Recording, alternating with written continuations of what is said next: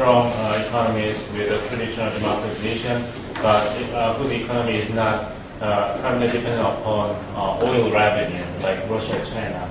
So that they eliminated from the category Russia and China, but they incorporate Brazil, South Africa, India, with Argentina, Turkey, South Korea, Indonesia, and Mexico. Those 8 groups as very similar to kind of middle power group between G7 and BRICS. But problem emerging in the discussion at the conference is that the commonality were still very weak. That you have democracy and you have market-based economy, but the category was basically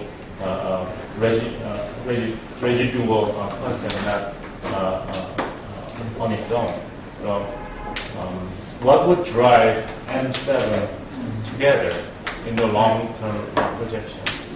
Yeah, I think that's my biggest question is, was the unifying sort of, is there a unifying ideology? Is there, I mean, we talked about climate change, but, you know, are there other issues that, I mean, the BRICS, in fact, I think has struggled with this. Mm-hmm. You know, they're all sort of unified in that they kind of represent something, they want a different approach than the G7 or Western sort of powers or groupings. And they're unified in their opposition to that. But they're not unified on a particular approach. And that's the strength that G7, I think, has. They're unified, you know, both with large industrialized advanced economies, but they're also unified in terms of a political system of democracy and approach to foreign policy.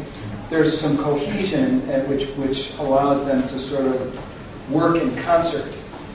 The BRICS, I think, largely came about sort of almost as opposition to that. So they have a hard time coming up with a core agenda of common areas areas of where they're trying to achieve something together. My understanding is when they come together, they sort of can't agree on things that they want to accomplish together. They can all agree that